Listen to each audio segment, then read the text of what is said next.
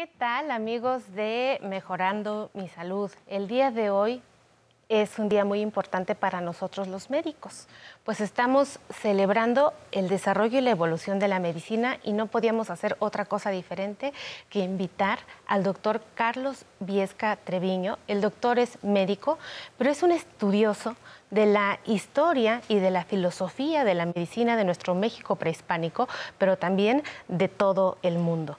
Y doctor, pues muchísimas gracias por estar el día de hoy platicando con nosotros sobre la cosmovisión de la enfermedad y de la salud en el México prehispánico. Muchas gracias, Itlali. Me da mucho gusto estar con ustedes y más conmemorando esto, la medicina, el Día del Médico, ¿verdad? Pues con un gran médico como usted, doctor, y además con un gran estudioso y además una persona que entiende de qué se trataba nuestra cosmovisión. Gracias. Mira, pues afortunadamente en México prehispánico, tiene una situación que es especial. Es una de las grandes culturas madres que podríamos pensar en la humanidad. Algunos de los compañeros europeos se enojan, pero cultura primaria como China, como la India, como Egipto, como Mesopotamia. Grecia ya vendría siendo hija mayor de alguna de ellas. Y aquí nuestras medicinas mesoamericanas tienen ese mismo papel. En el desarrollo de la humanidad se establecen pues, grandes grupos de población, crecen mucho, desarrollan grandes culturas, con una visión del mundo filosófica, una visión de qué es el ser humano y, lógicamente, qué nos duele, de qué nos enfermamos. ¿Y cómo es esta cosmovisión de nuestro México prehispánico con respecto a la medicina? Sí, mira, lo primero es esto.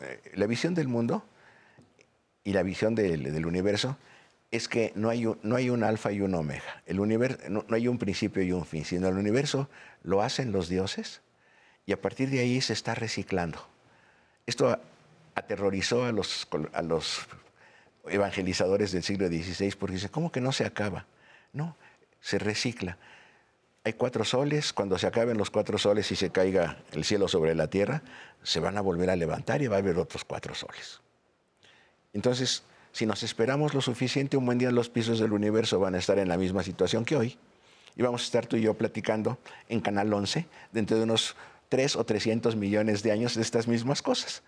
Esa sería la primera visión, ¿no? La segunda, el cuerpo humano como reflejo del universo. En el mundo griego esto era igual, macrocosmos, microcosmos. ¿Y qué significa? El cuerpo humano tendría un eje vertical, como el eje del universo en el mundo prehispánico, sería la columna vertebral. Y una serie de pisos. Pisos hacia arriba de la superficie de la Tierra, pisos hacia abajo, y en el cuerpo sería el diafragma. Pisos hacia arriba, culminando con el remolino de la coronilla, con el que nos conectamos como buenos mesoamericanos con los mundos superiores. Y del diafragma para abajo, los inframundos. Los colonizadores dijeron infiernos, pero no es el concepto de infierno, son mundos que están abajo simplemente, pisos de abajo, subterráneos, que serían el abdomen y en la forma en que se sentaban nuestros antepasados encuclillados y con las asentaderas en el suelo, el piso de hasta abajo serían las plantas de los pies y el piso de la pelvis. Entonces, tenemos esos pisos que corresponden a los pisos del universo y que corresponden en sus funciones a influencias que vienen de los cielos y de los pisos inferiores. Y nuestro equilibrio que se da en el corazón.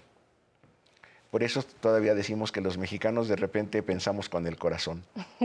Bueno, quién sabe si la ciencia más adelante nos va a decir que es cierto, porque coincide con muchas otras tradiciones en todo el mundo. Egipto, por ejemplo, pensaban lo mismo. Entonces, doctor, ¿qué lugar tiene la enfermedad en el México prehispánico? Habría desequilibrio. Un desequilibrio entre todos estos pisos.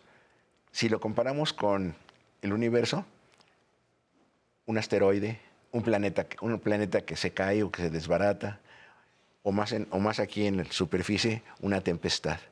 Se desequilibra y se altera. Entonces, enfermedad es desequilibrio de fuerzas y puede venir por muchas cosas. Puede venir por acciones de los dioses.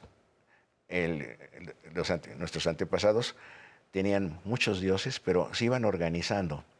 Y hay la visión que se va dando poco a poco, y Netzahualcóyotl es el gran personaje, mediados del siglo XV, que está planteando que existe un Dios creador que podía ser Quetzalcóatl, pero que ni lo llama así, él llama el Tloquenahuaque, el Señor del cerca y del junto.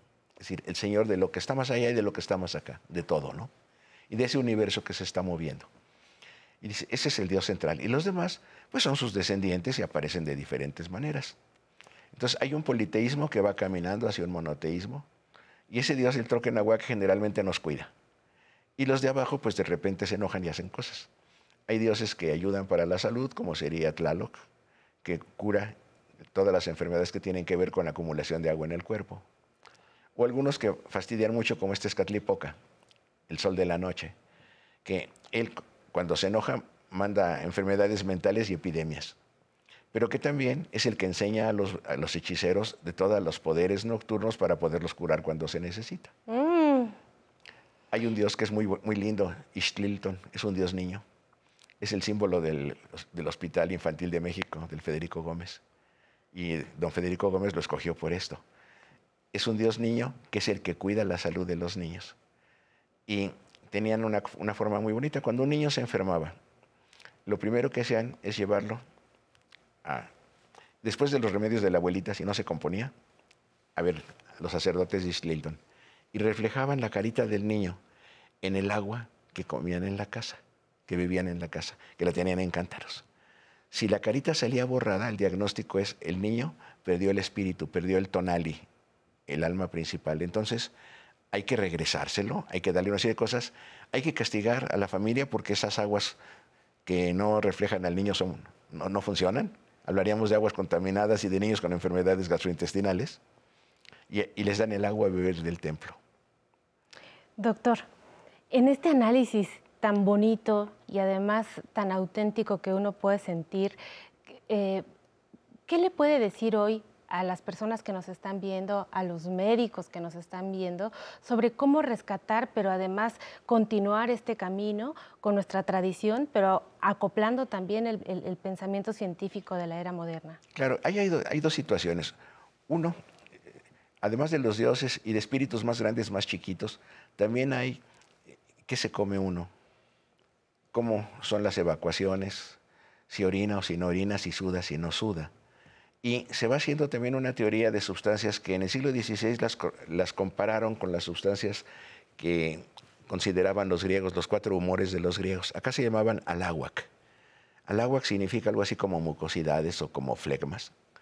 Y hay de distintos colores y representan mayor actividad, menor actividad de distintos órganos y de distintas partes del cuerpo. Entonces, esto se puede llevar a plantear, ¿qué tanto tiene que ver esto con humores, hormonas? La palabra hormona lo usaron Sterling y Baylis en 1902 pensando en los humores de la medicina clásica. Digamos también en las aláhuacs nuestras, ¿no? O sea que hay que hacer como un traductor.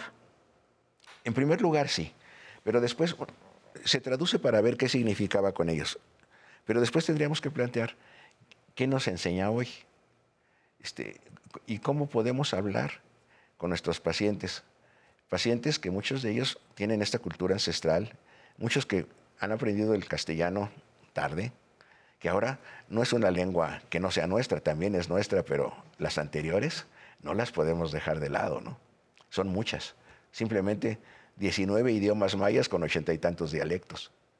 El náhuatl clásico, que es el que más conocemos, clásico con una literatura espléndida que han rescatado pues, algunos de los grandes maestros, Miguel León Portilla, Alfredo López Austin, el padre Garibay, ¿no? Grandes figuras. Pero entonces esto nos lleva a plantearnos cómo se entiende el cuerpo.